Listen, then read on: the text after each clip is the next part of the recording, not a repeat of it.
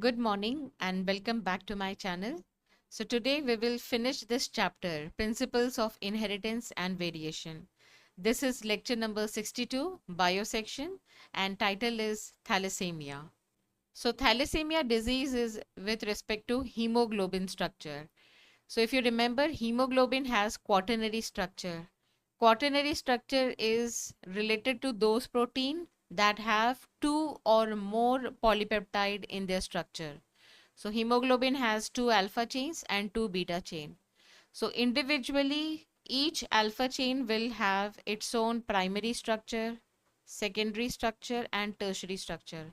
Similarly, beta chains will also have primary, secondary, and tertiary structure. And the final structure, which is formed due to association of these two chains, is called quaternary structure. So in case of thalassemia, the structure is not affected, but the level of the protein synthesized is decreased. So that is the basic difference between sickle cell and thalassemia. In sickle cell, there is abnormal hemoglobin structure, but in thalassemia, the structure is not abnormal, only thing the levels are low. So this is the section in NCERT. So the first point to remember is it is autosome linked recessive blood disease, and it is transmitted from parents to the offspring when both the partners are unaffected carrier for the gene or they are heterozygous. So let's do a cross here and understand this inheritance. So transmitted from parents to the offspring when both partners are unaffected carriers for the gene or they are heterozygous. So such individuals, they are called to have thalassemia trait. So trait means it is mild and symptomless. So carriers are symptomless form of the genetic blood disorder thalassemia when a person inherits one faulty gene for making hemoglobin from one parent. So father and mother both are heterozygous. So I'm going to show them this way. This is the affected chromosome. This is unaffected chromosome. Mother,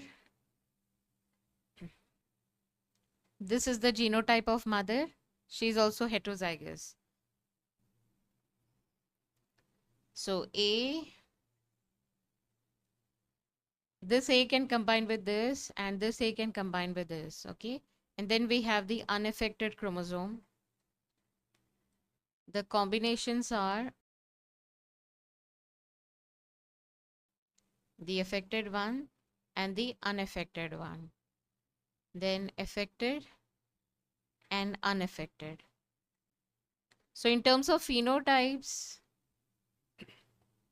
this is the only one which will have thalassemia, okay? These three are healthy. So out of these two are carriers and this is non-carrier healthy. Okay. So because this is a recessive disorder, a thalassemic patient will have both the chromosome affected. If only one chromosome is affected, overall the person will be healthy. Okay. They will be symptomless. They will just carry the faulty gene, but it will not affect their health. So the defect could be due to either mutation or deletion, which ultimately results in reduced rate of synthesis of one of the globin chains, either alpha or beta, that make up hemoglobin. Okay, so it can be either mutation or deletion. Either way, the effect will be on the rate of synthesis. There will be reduction in the rate of synthesis of the globin chains. So this causes the formation of abnormal hemoglobin molecule resulting into anemia, which is characteristic of the disease. So as I said before, for functional hemoglobin, you need both the chains. If any chain is affected, the overall structure will be affected and it will manifest as anemia. So if alpha chain is affected, the disease is called alpha thalassemia. And if beta chain is affected, it is beta thalassemia. See, the same thing is given here. Thalassemia can be classified according to which chain of the hemoglobin molecule is affected. In alpha thalassemia, production of alpha globin chain is affected, while in beta thalassemia, production of beta globin chain is affected. Alpha thalassemia is controlled by two closely linked genes, HbA1 and HbA2, on chromosome 16 of each parent, and it is observed due to mutation or deletion of one or more of the four genes. So what is the meaning of this statement? See, this is the karyotype, human karyotype. We are talking about chromosome number 16. It has the alpha genes. Okay. Now, there are two genes, HbA1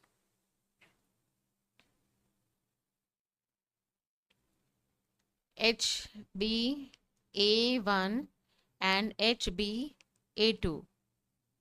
And since we have two chromosomes, so total number of genes are, or you can say alleles are 4.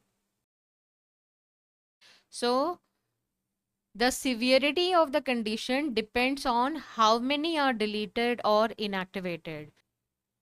So since there are 4 genes, the severity of the condition depends on how many are deleted or inactivated. So obviously, if only one is affected, it will be less severe. If all are affected, it will be really severe. Then in case of beta thalassemia, it is controlled by single gene, HBB, on chromosome 11 of each parent and occurs due to mutation of one or both the genes. So for HBB, you have 2 genes, and for HBA, there are 4 genes. Keep this in mind. And you will also have to remember the chromosome number. So alpha gene is on chromosome 16 and beta on chromosome 11.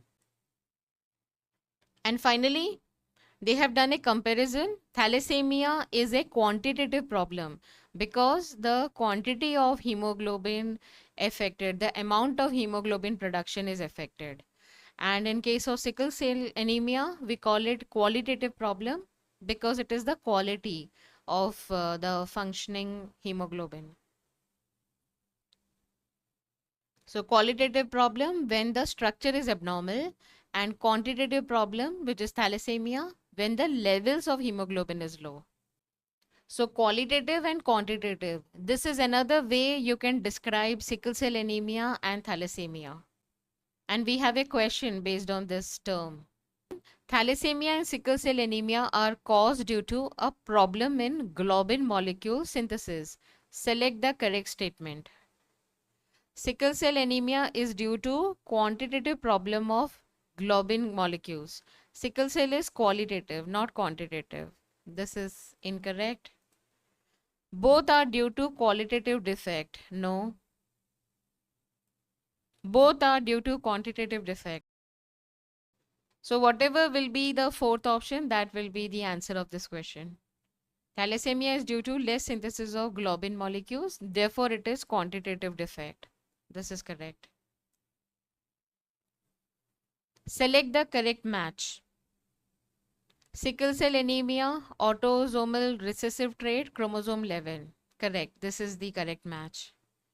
Thalassemia, X-linked. No, it is autosome linked. And it is the alpha chain is on 16, beta chain on 11.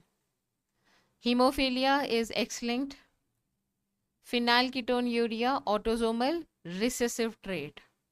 So the only match is first one. This is the only match which is correct. So with this, we have completed this massive, enormous chapter. There are a lot of details in this chapter, so keep revising. I wish you all the best for NEET exam preparation. And thanks a lot for watching my video. And we will start a new chapter, one interesting chapter on Monday. Have a great weekend, and thanks again for watching my video.